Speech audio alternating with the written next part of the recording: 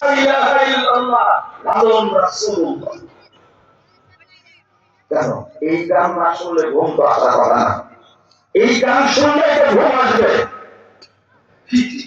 যে যা চায় সেই তা হয়। রাম রহিম করিম কালা। তারপর কি জগৎময় একটা টেরাকার জগৎময় বলে রাম রহিম করিম কালা সব কি আস্তাগফিরুল্লাহ। আমিন। এক শ্রেণীর মানুষ বলছে রোজা আর পূজা একই বলছে না, একটু নাউজুবিল্লাহ বলে। নাউজুবিল্লাহ। হ্যাঁ, তিনি কৃষ্ণ তিনি মুহাম্মদ নাউজুবিল্লাহ। এক ফকিরি আপনারা বুঝেননি আমাদের চিন্তা চেতনা আমাদের কি বাধা দিচ্ছে, কাফের বানাচ্ছে, মুশরিক বানাচ্ছে। এই সমস্ত কথাকে কোন মুসলিমের মুখ দিয়ে বের হয়? লালন বাংলার নবী বই লিখছে, লালন বাসুদেব চক্রবর্তী। আমার কাছে লালনের অনেকগুলো কালেকশন আছে। আপনার মাথায় কতটুকু বল আছে আমার সাথে সাক্ষাৎ করে। তবে লালন যে ভক্তি করবে অমিয়ার না আছে মাইয়াত তাসিদু মিন দুনিল্লাহ ইউহিব্বুনাহুম কাহুব্বিল্লাহ ওয়াল্লাযীনা আমানু আশাদ্দু হুব্বান লিল্লাহ। আল্লাহ বলেছেন এক শ্রেণীর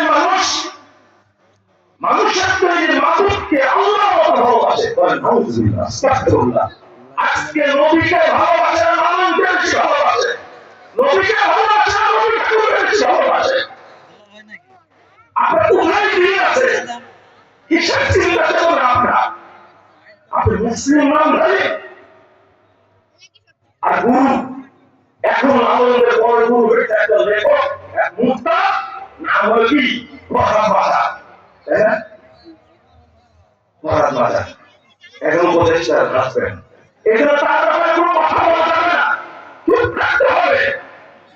কেন ইসলামের ব্যাপারে কথা বলেন না কেন? যে যার ইচ্ছা সে ইবাদত করুক, মূর্তি পূজা করুক, হিন্দু আলাদা আপত্তি নেই। আমরা মূর্তিদের বিরুদ্ধে কথা বলি না, হিন্দুদের বিরুদ্ধে কথা বলি না। তারা আমাদের নবী মুহাম্মদ সাল্লাল্লাহু আলাইহি ওয়াসাল্লাম সম্পর্কে কথা বলবে কেন? আল্লাহর ব্যাপারে কটূক্তি করবে কেন? যদি বাংলাদেশ স্বাধীন হয়ে থাকে এদের বিচার স্বাধীনভাবে হবে ইনশাআল্লাহ। ইনশাআল্লাহ। কথাটি বুঝতে পারলেন? আজকে আমি বিএনপিকে বলবো, জামাত ইসলামকে বলবো, বাংলাদেশের লোকের ভোটের জন্য ক্ষমতা দিয়ে দাও, লালনকে ছাপা তুলে ক্ষমতা করতে পারবে ইনশাআল্লাহ। লালন বন্ধু আল্লাহকে নিয়ে গালি দিয়েছেন, আপনি জিয়াউর রহমানের সন্তান, আপনি স্পষ্ট ভাষায় বলে দিন আল্লাহকে নিয়ে যারা কটূক্তি করবে তাদের কোনো ক্ষমতা দিতে হবে না। আমি আপনার মন্তব্য জানতে চাই। জামাত ইসলামের আমিরকে বলবো আপনি ডাইরেক্ট মন্তব্য করুন। যদিও হিন্দু জামাত ইসলাম নাম করেছেন হিন্দু শাখা, এরপরেও বলবো ভোটের আশায় বললেও আপনাকে ঘোষণা দিতে হবে বাংলাদেশে নবীকে নিয়ে আল্লাহকে নিয়ে কেউ মন্তব্য করলে এই বাংলাদেশ তার বিচার হবে ইনশাআল্লাহ। ধর্ম উপদেষ্টাকে আমি ধন্যবাদ জানাই। তিনি বলেছেন গতকালকে আল্লাহ নবী ইসলামকে নিয়ে মন্তব্য করলেই তার ফলে সাথে সাথে তাদের অ্যাকশন হবে। আমরা ধন্যবাদ জানাই, আমরা শুকরিয়া জানাই। ধর্ম উপদেষ্টা স্পষ্ট ভাষায় বলেছেন আজকে যদি না বলতে পারি, আজকে যদি আমরা না দাবি করতে পারি তাহলে আগামীকালকে হবে না, আগামীকাল বলা যাবে না। আমি আপনাদের অনুরোধ করবো যে আগে ঈমান, আগে কি ঈমান বিক্রি করে দেশে থাকবো, এটা করতে পারবেন আপনি? আমি দেশ থাকতে রাজি আছি, ঈমান থাকতে রাজি নয়।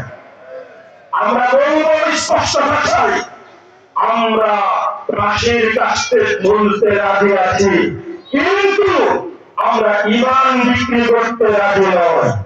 তুমি আমাকে হত্যা করতে পারো, টুকরো টুকরো করতে পারো, বসিয়ে দিতে পারো, কিন্তু আমাকে তোমার আকীদা নষ্ট করতে পারবে না, আমার ঈমান নষ্ট করতে পারবে না ইনশাআল্লাহ।